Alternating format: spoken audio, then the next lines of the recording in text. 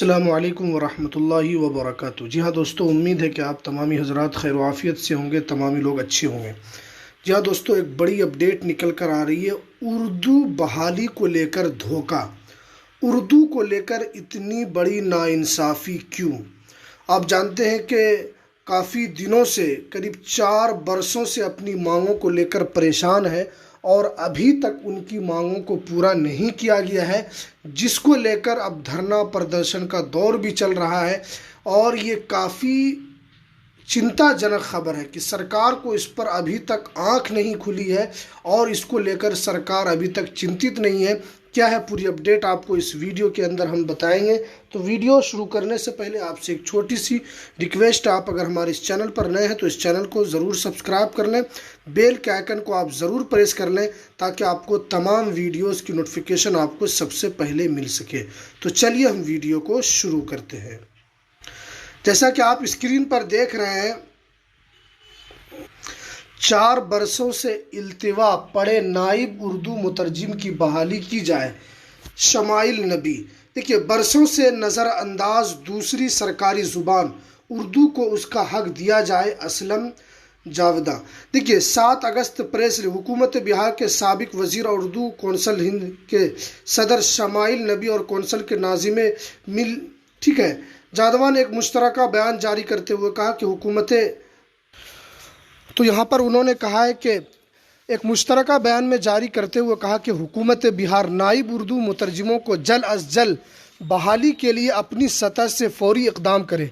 उन्होंने इस बात पर इजहार और अफसोस करते हुए कहा कि ये उम्मीदवार गुज़िश्ता 4 बरसों से अपने बहाली के लिए मुसलसल मुतालबा कर रहे हैं।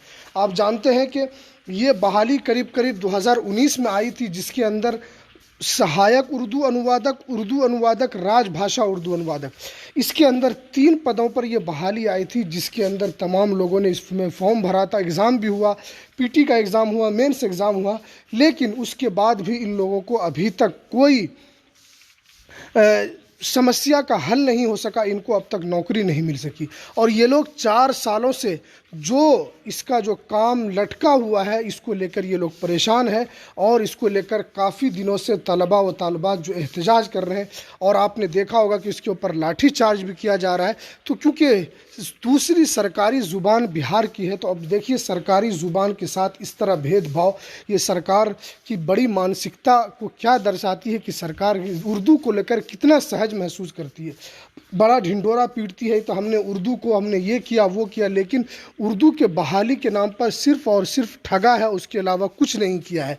अब यहाँ पर देखिए, अखबारात में बयान देते हुए आखिर मजबूर होकर गुज़िश्ता दिनों उन्होंने बेली रोड पर ज़बरदस्त मुजाहिरा किया और घेराव और कमीशन का घेराव किया, एहतजाज किया और नारे भी लगाए, पुलिस के डंडे खाए। लेकिन हैरत का मकाम यह है कि इन जमहूरी तरीके से मुतालबा के हुकूमत को कोई असर नहीं होता है। शमाइल नबी और असलम जावेदा ने अपने बयान में कहा कि आखिरकार उनका कसूर क्या है। सही बात है, उनका कसूर क्या है? ये तो वो अपनी मांगों को लेकर परेशान है।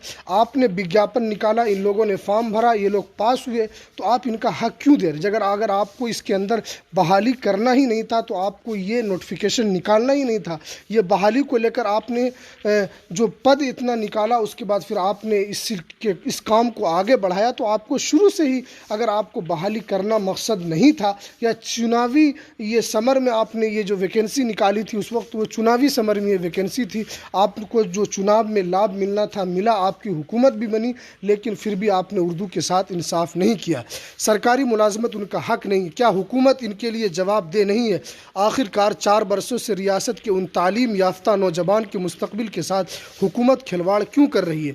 वो उनको उनका हक क्यों नहीं देना चाहती है? इनकी मुलाजमत से सैकड़ों घर का मुस्तकबिल उजड़ा हुआ है। ऐसे अक़लियतों के साथ हुकूमत का ये रवैया तशवीशनाक है। मुश्तरका बयान में कहा कि उर्दू कौंसल हिंद इस बात की शिद्दत से महसूस कर रही है कि गुज़िश्ता 6-7 बरसों से उर्दू के सिलसिले में हुकूमत का रवैया गैर मुनसिफाना रहा है। 6 बरसों से उर्दू मुशावरती कमेटी और उर्दू एकेडमी की तश्कील नहीं की गई। बिहार जहाँ की दूसरी सरकारी ज़ुबान है उर्दू है, वहाँ उर्दू के इन 2 बड़े इदारों को 6 बरसों से मुअत्तल कर रखना, उर्दू के फ़रोग़ और तरक्की के राहों को मसदूद करना किसी भी तौर से मुनसिफादा नहीं किया जा सकता है। सही बात है, आपने उर्दू को लेकर आपने जो इतना ढिंडोरा पीटते हैं कि हमने उर्दू वालों के लिए किया, आपने क्या किया? उर्दू के नाम पर आपने सिर्फ ठगा है और ठगने के अलावा कुछ नहीं किया। आप जानते हैं कि उर्दू मुतरजमीन के जितने भी अभ्यर्थी हैं उन्होंने मुजाहिरा किया, लाठी डंडे खाए, और इसको लेकर MIM के जो प्रदेश अध्यक्ष जो बिहार के हैं उन्होंने भी इसको लेकर कहा कि वो तो अपनी मांग को लेकर परेशान है, वो तो अपनी मांग कर रहे हैं, वो तो एक हक की लड़ाई लड़ रहे हैं, लेकिन आपकी पुलिस डंडे से उनको बिखेरना चाहती है, उनको मारना चाहती है। उन्होंने ये बयान दिया। लेकिन देखिए, नीतीश सरकार को इसके ऊपर ज़रूर जवाबदेह होना चाहिए कि क्यों उनकी मांगों को पूरा नहीं किया जा रहा है। आखिर सरकार की मजबूरी क्या हो सकती है?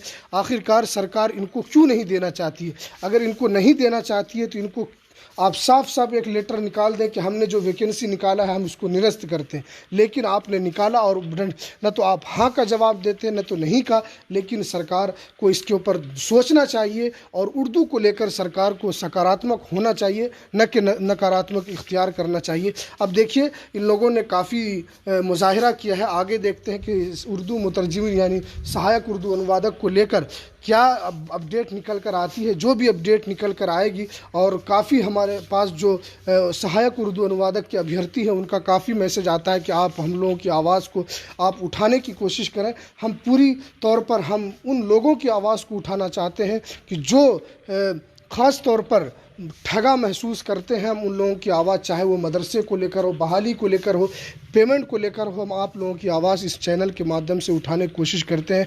तो आप इस चैनल को ज़रूर सपोर्ट किया करें।